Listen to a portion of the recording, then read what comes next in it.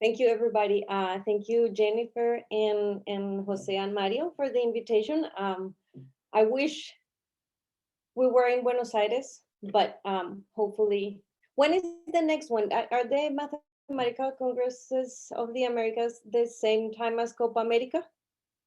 Every 4 years? Okay, okay, excellent. Okay, so I'm going to tell you a little bit about how to use Instantons to get information about non-concordance. Portions of this work are with Matt Henn and others with Ty Liebman and Alison Miller. And so, I'm going to talk about knots. And so here are my favorite knots, the three first ones in the table. But the question that I really want to, or the perspective, is the perspective of concordance, which to me is the study of knots from the perspective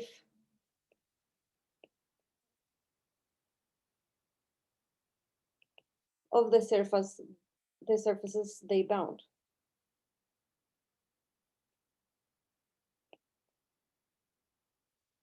So really is more like a boardism of knots. So what do I mean by that? Well, first, surfaces, right? So why am I justified to taking this perspective? We already know, Seifert already told us that we have surfaces in S3. If a knot is in S3, then there's going to be a surface that is bounded by these knots. So for example, here we start with this oriented trefoil. And then we're just going, we need to resolve the crossings. So just follow the arrows, and whenever we get to a crossing, we jump to the arrow that is going in the same direction, and then we glue back some bands. So we fill each one of the circles with a disc, and then we attach some bands, and that's how we recover the knot. Excellent. So, but now what I really want to do today is I'm going to consider all of the surfaces that are, so maybe let me put it this way. Here, what I have considered are surfaces in S3 whose boundary is the knot itself. And one invariant that we can get from this set is, well, if instead of the surface, I just look at the genus of the surface and I take the minimum, then this gives me the 3 genus of the knot. But really, here, kind of behind the instantons portion here, I'm talking about, or implicitly, I am thinking about 4 manifolds. So what I'm going to do is I'm now going to look at surfaces. Oh, and of course,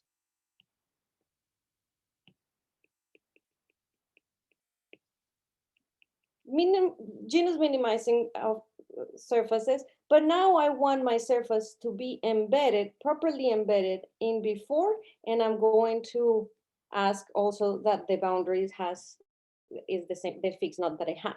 And so this is what we call the 4-bolt genus of the knot. But in the 4th dimension, I have 2 options. If I require this embedding to be smooth, then I get the smooth 4-bolt genus.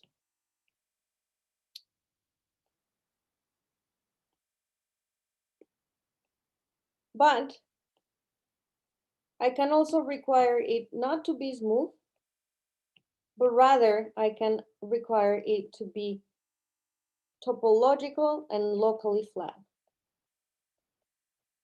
This means that at every point, we have a neighborhood that looks like R2 and a neighborhood that looks at R4 in the 4-bolt, and the embedding is really placing R2 inside of R4, right?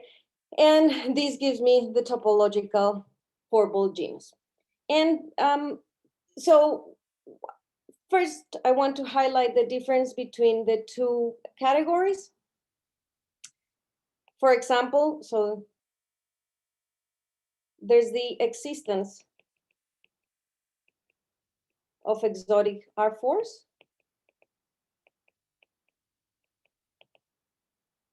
If there exists a knot in S3 such that its topological four-ball genus is 0, but the smooth four-ball genus is not 0, is positive, then we can construct an exotic R4. And now, so do these knots exist, right? So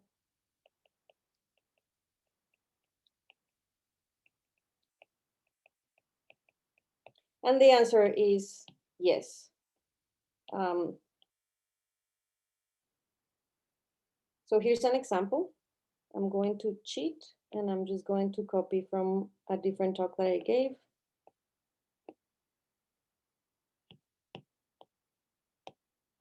This is the whitehead double of the trefoil.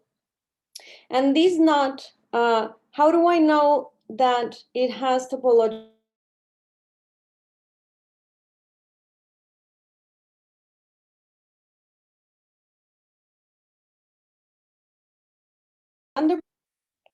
Is 1, and I know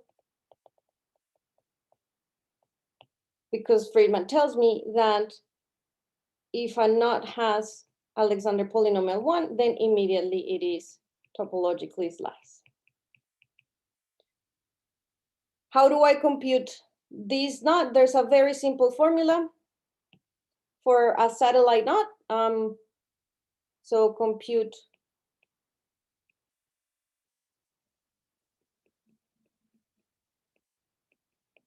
using the fact that it's a satellite.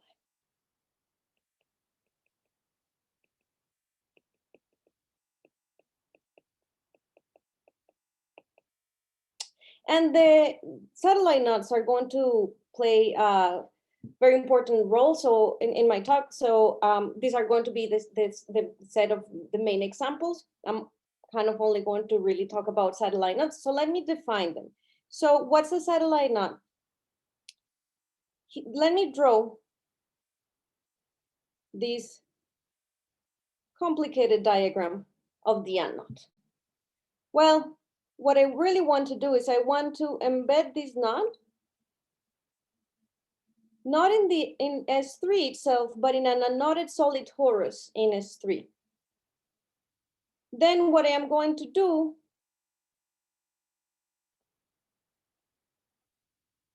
I'm going to take, or let's just go back to the trefoil. So here's my trefoil.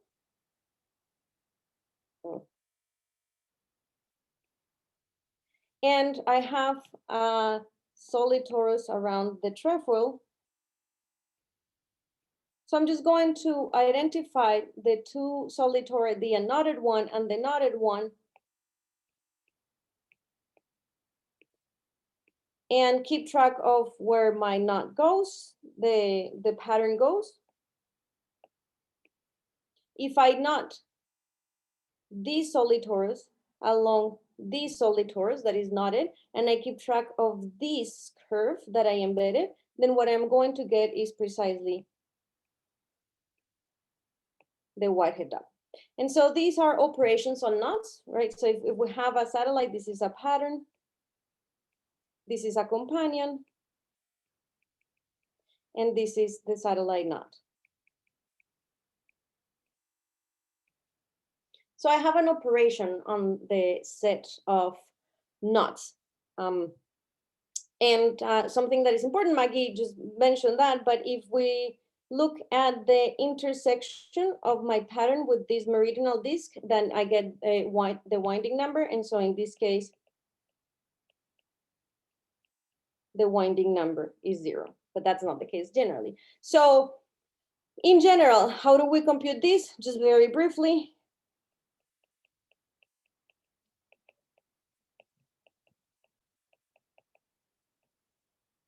I take the Alexander polynomial of the pattern as a knot in S3, and then I incorporate knowledge about the companion, but then I'm going to evaluate it at T2, the winding number.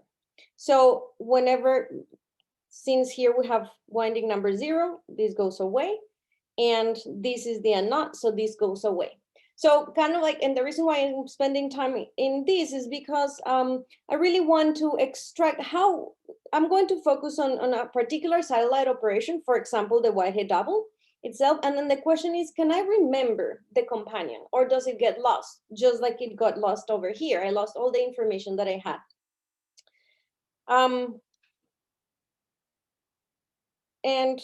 So let me show you how one can sort of extract the companion from the satellite. So here's one example. So the computation, I don't know, so let's say proposition. This, I believe, is attributed to Aquilud, which is precisely that the four-ball genus, the smooth four-ball genus of the Whitehead double of the trefoil is positive. It's actually 1, but you know, as long as it's non-zero, that's all we want. So what do we do? And here's, so what's the idea? The first idea, just like here I was talking about Bordisms of knots. So I'm just going to use the counter,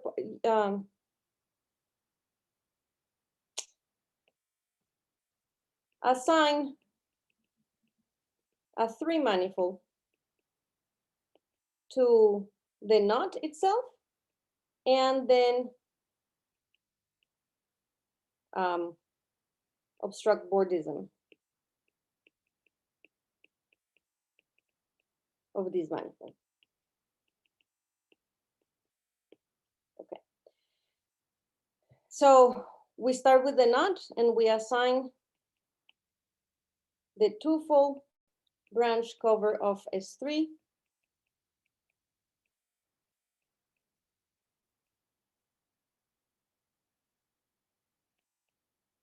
branch over the knot. And so here I think there, Cameron can tell you better than me, but the theorem is if the knot is such that if the knot has smooth four-ball genus 0, then this manifold bounds Z mod 2 homology four-ball. That is a 4 manifold that has the same homology as before, Z2 homology as before. And so this is what we want to obstruct. So here, you know, like what I was mentioning is here is, if we know something about the knot, then we can construct a 4 manifold with a special type of smooth structure. And what Akbulut does is sort of the opposite. I'm going to use some obstructions that I get, some of them from Instantons, to obstruct this bounding, right? So I just turn it into a 3-dimensional, or 3.5, as some people like to call it, problem. Okay, so the fact is that for the twofold color, I'm so sorry, my cat just came in and she's making a lot of noise.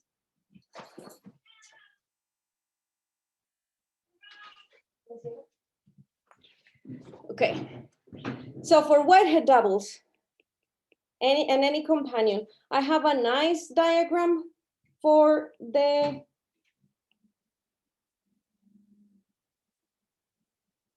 twofold cover. It is going to be plus 1/2 surgery on the connected sum of the knot and its reverse. And so, okay, so now I'm going to use cobordism. The question is, can I bound, is there a 4 manifold with the same homology as before that is bounded by this? Well, let's say it does. So this is my homology for ball. Here's my twofold cover. Let me call it just sigma. if the knot itself, if the companion is the trefoil, I can do some crossing changes, and I can, by doing those crossing changes, I can turn this copy into the unknot, and so I get this is a negative definite cobordism to now 1/2 surgery, but now on just one copy. And then I can do another surgery, another 2+1 surgery. And here I know that this manifold bounds the E8 4 manifold. And why do I care about this? Where's my obstruction coming from? Well, now we have Donaldson's diagonalization theorem, which says that if a 4 manifold it is simply connected, well, smooth, simply connected, and the intersection form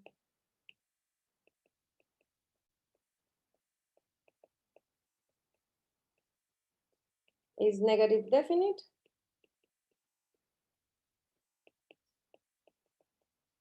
then the intersection form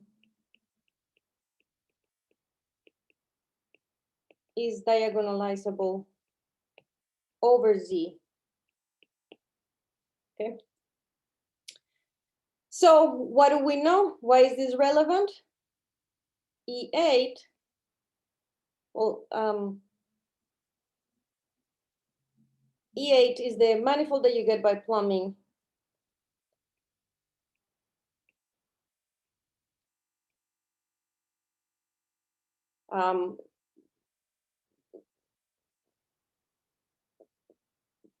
These bundles over the two-sphere in the pattern that this graph is giving me.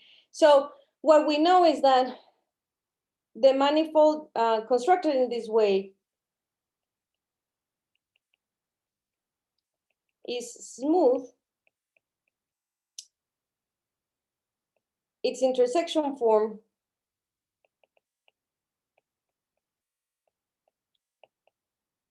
is not diagonalizable.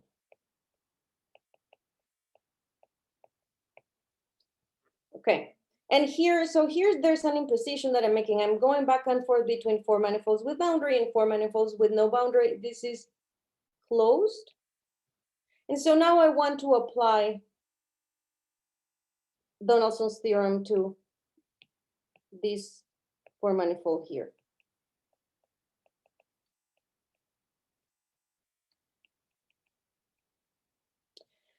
So what's the intersection form of this 4 manifold is going to be E8 plus some sum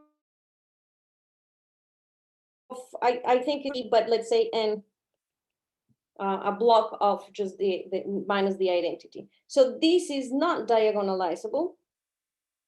I mean, it can be proven.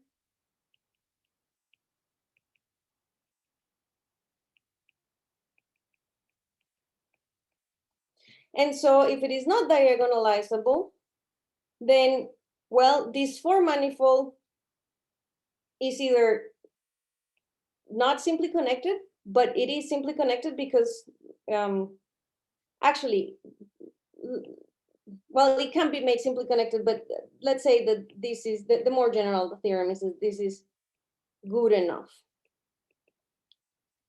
And this will have whatever good enough means. And so it is not closed. Well, it is closed. So the only option is that it is not smooth, right? In other words, but I constructed it to be smooth. I didn't do anything crazy. So what we conclude is that this portion cannot possibly exist.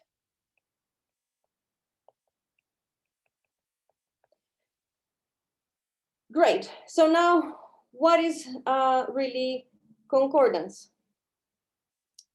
It's not going back to the definition of the topological genus. Why do I care about, so I first told you why I care about concordance, the application to, this very nice application to the existence of exotic R4s, and now I'm going to actually tell you what it is. So let me go back to the trefoil. This is the trefoil knot, and I'm going to construct the mirror, which I just get by changing all of the crossings. This can be done in general for every knot, and in fact, it doesn't depend on the specific embedding or the specific diagram. And so the definition is two knots, K1 and K2, are concordant if the four-ball genus of the connected sum of one with the mirror of the other one is 0. So that's, that's why this computation of the four-ball genus becomes important. Or in other words, this definition can be also be done in terms of cylinders. And now I am vague about what to put over here. And so, of course, here, if I want them to be smoothly concordant, then here I have to require this to be smooth. And if I care about topological concordant, then I put it top over there. Great. Another theorem, I believe this is Fox-Milner. If you take the set of knots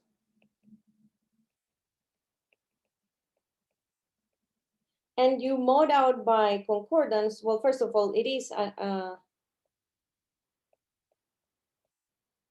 equivalence relation, and you look at the connected sum, then this is an abelian group.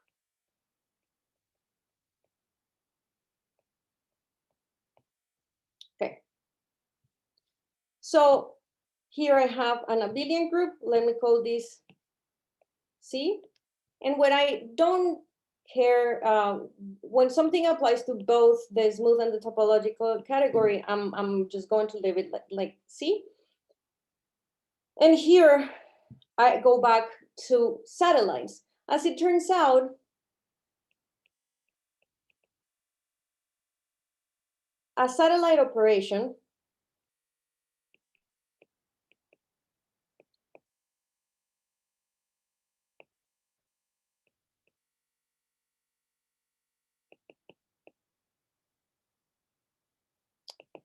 descends to concordance. So I do have a map from concordance to concordance. So, this object is an algebraic object. I have, it's a module over Z if you want. And now I have a function. So I have two questions. One question, my questions, there are some others, or the ones that I can answer. One is, does the image, or does P have infinite rank?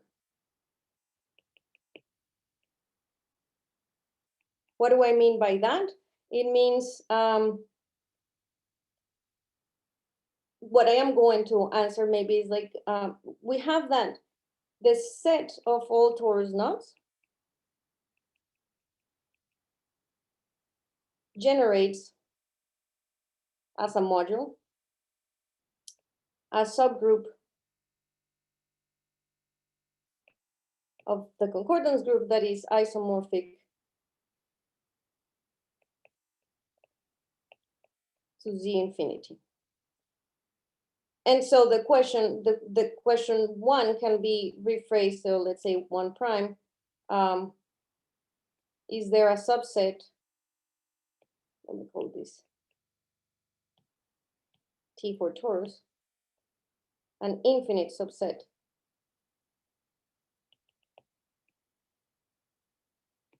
of T such that the image under P of this also generates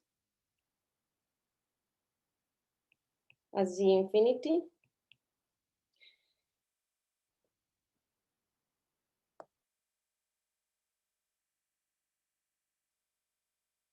And then the second question, are there patterns that are homomorphisms?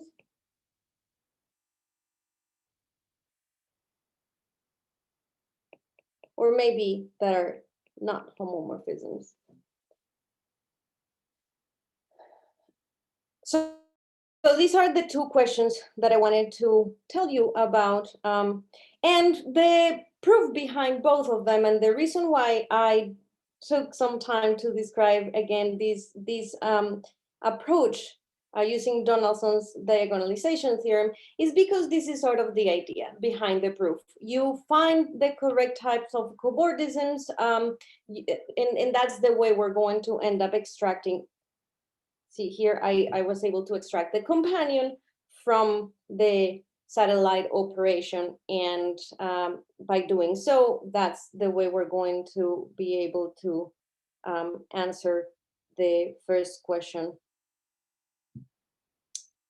positively in some cases, under some circumstances. Okay. So let me write down the answers. So the answer for the first question is, if the winding number is non-zero, then it's always true. And this is a simple application of the jump function of the signatures of the knots. But if the winding number is zero, and this is the work that we did with Matt, then this depends on a linking number in the twofold cover. So it just depends. Now we change, like if this is zero, then we need another number to be non-zero, and then we also get it. And for question number 2, well, we already know that cables are not homomorphisms. This can be proven using the tau invariant from Hagar-Floor, but there is also a proof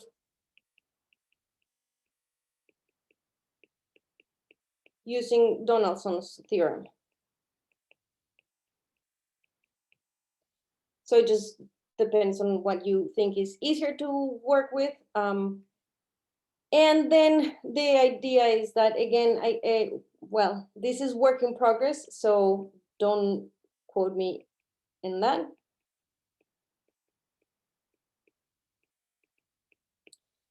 If the winding number is even, and then the same linking number in a branch cover, in the twofold branch cover,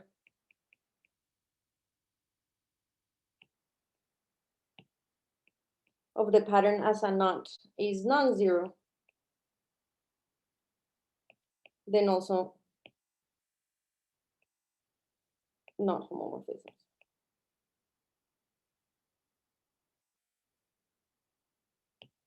Okay.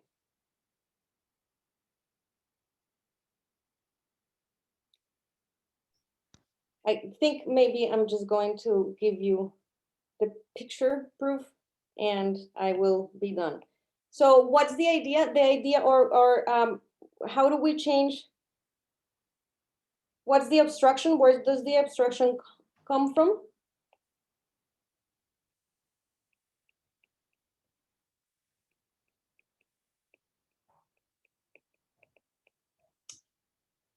We use not just Donaldson's theorem of the modular space of anti-self-dual equations, but we use the Chern-Simons functional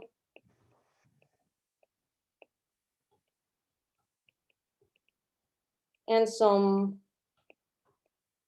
energy bounds.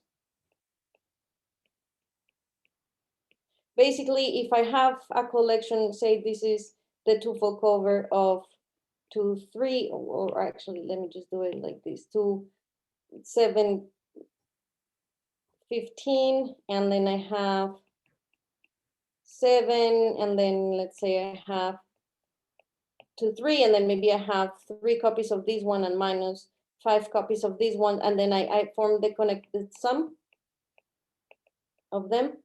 Then the question is again, does there exist a rational homology ball? And we just, now we no longer have a closed for manifold, so we have to use the energy bounds of Chern-Simons to get compactness of the modular space.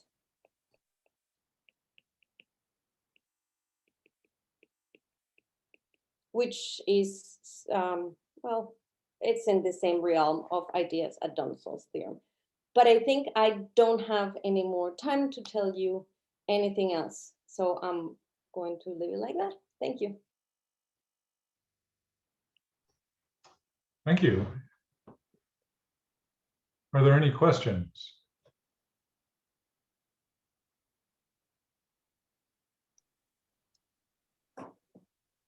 I have a question, just because I hear this word and it sort of doesn't really mean anything to me. So I'm just wondering how you think about it. And that's this, like an intersection form being negative definite. I guess the linear algebra, I can do it, but it just doesn't mean anything to me. What does it, how do you think about it? So, for example, this is a four manifold, right? And so why is the intersection form negative definite, or is this too easy? No, this is good. Okay, excellent, excellent. Just right. So what does this represent? This represents the four ball, and then you handle. So a two handle is really the four ball, but as a bidisk. And so you want these solid torus to be identified with, in this case, the unknot. Our knot is this case the unknot, but it can be done more generally in such a way that when you have 0 here, this goes to your knot, and when you have 1 over here, this goes to the curve in the boundary, such that the linking number of the curve and the knot is -1. And so what's the intersection form? So where's the intersection coming from? Well, so here's a surface generating, so let's call this X, the second homology with integer coefficients. So I take this disk, let me call that F, and then I attach, let me call this, let me call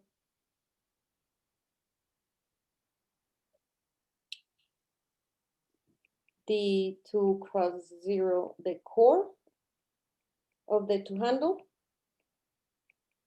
So then I take the union of that ciphered surface with the core. And then the self-intersection of this surface with itself is going to, with a parallel copy of itself, is going to be -1. And so that's the intersection. That's a way of realizing negative intersections. Is that? I guess I'm still confused as to why that's just not just a matter of choice of orientation, but maybe I need to mull over it a little bit more. So everything here is oriented, right? So this surface is oriented. And then I need to use, and then, well, let's say I choose or fix an orientation in F, or maybe what I should do is maybe fix an orientation on the knot and then choose the orientation on the surface that agrees with that. And then I also have an orientation on the core. Mm-hmm. And then I use the same orientation for the parallel push-off of that, meaning I take a parallel copy of this ciphered surface and a parallel copy of, instead of taking D2 cross 0, I take D2 cross 1, say, and so then the intersection the boundary of D2 cross 1 is this curve gamma, and the intersection is going to be the intersection of gamma with the ciphered surface. Sorry, that's No, it's good, yeah. Are there other questions? Or we will reconvene in about 5 minutes at 20 past the hour. Okay. Thank you.